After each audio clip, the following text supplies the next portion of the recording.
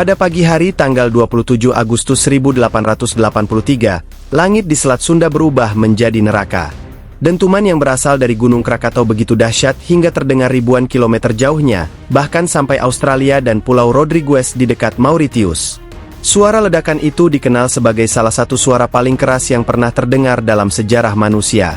Dalam hitungan jam, gelombang tsunami setinggi puluhan meter menghantam pesisir Jawa dan Sumatera, menewaskan lebih dari 36.000 orang, sementara debu vulkanik menyelimuti atmosfer bumi hingga mengubah warna langit selama bertahun-tahun.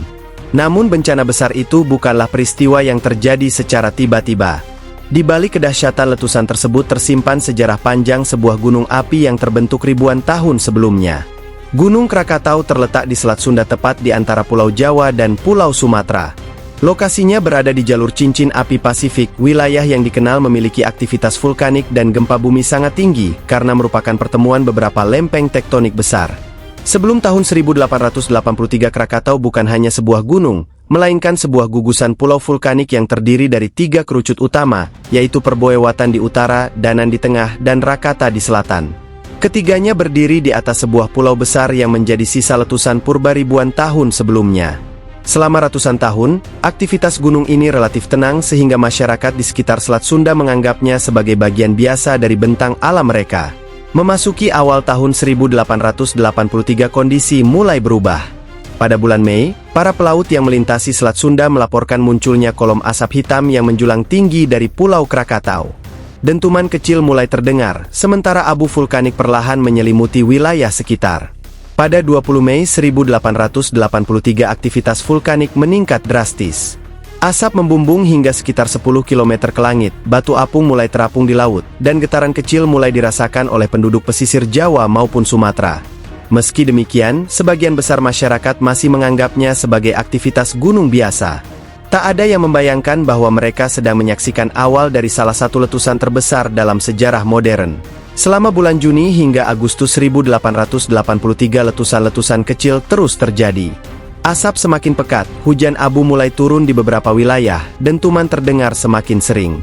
Bahkan kapal-kapal yang melintasi Selat Sunda melaporkan hujan batu apung dan gelombang laut yang tak biasa.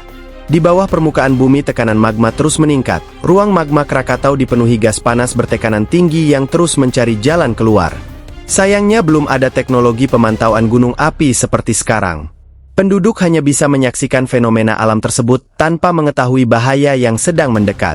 Pada sore hari tanggal 26 Agustus 1883 Krakatau memasuki fase klimaks. Sekitar pukul 1 siang letusan besar mulai terjadi, kolom abu dan material vulkanik menjulang hingga puluhan kilometer ke atmosfer. Ledakan demi ledakan berlangsung hampir tanpa henti, langit berubah menjadi gelap dan abu panas mulai menutupi kawasan sekitar. Pada malam harinya, gelombang tsunami pertama mulai menghantam beberapa pesisir di sekitar Selat Sunda. Namun bencana terbesar masih belum terjadi. Pagi hari pada tanggal 27 Agustus menjadi puncak kehancuran. Dalam waktu sekitar 5 jam terjadi 4 ledakan raksasa. Ledakan pertama terjadi sekitar pukul setengah 6 pagi, ledakan kedua menyusul pukul 6:44, ledakan ketiga pada pukul 10:02 menjadi yang paling dahsyat, dan kemudian ledakan keempat terjadi sekitar 10:41. Ledakan pukul 10:02 diperkirakan menjadi salah satu suara paling keras yang pernah tercatat dalam sejarah manusia. Dentumannya terdengar hingga sekitar 4.800 km, bahkan banyak orang mengira suara tersebut berasal dari meriam perang. Gelombang kejutnya mengelilingi bumi berkali-kali dan masih dapat terdeteksi oleh alat pengukur tekanan udara saat itu. Ledakan luar biasa tersebut menyebabkan ruang magma di bawah gunung kosong secara tiba-tiba. Akibatnya, sebagian besar Pulau Krakatau runtuh ke dalam laut dan membentuk kaldera raksasa. Diperkirakan sekitar 2/3 pulau lenyap hanya dalam hitungan jam.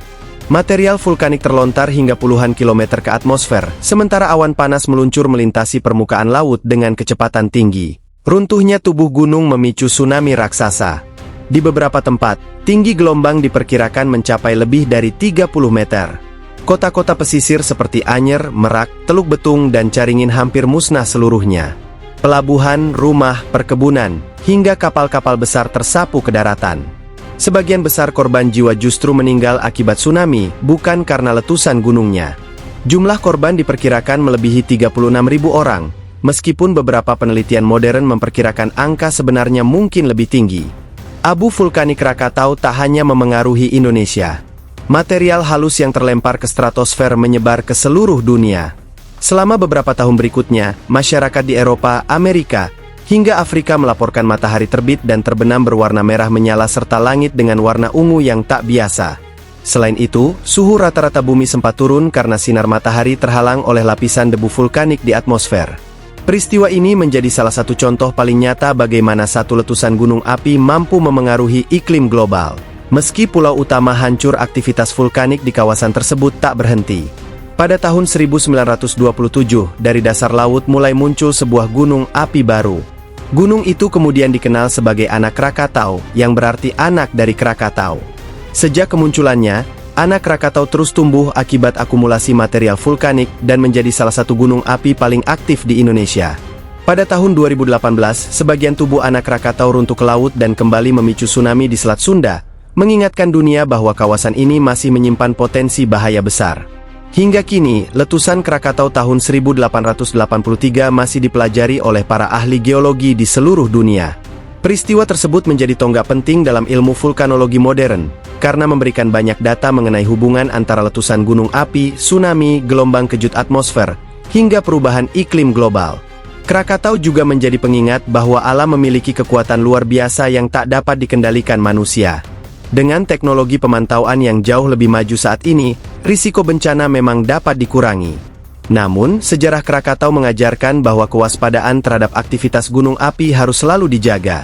Lebih dari 1 abad telah berlalu sejak dentuman dahsyat Krakatau mengguncang dunia.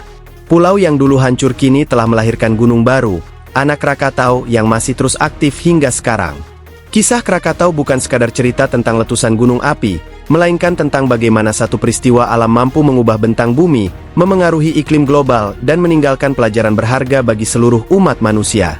Hingga hari ini, nama Krakatau tetap dikenang sebagai simbol kedahsyatan alam yang tak pernah bisa diremehkan.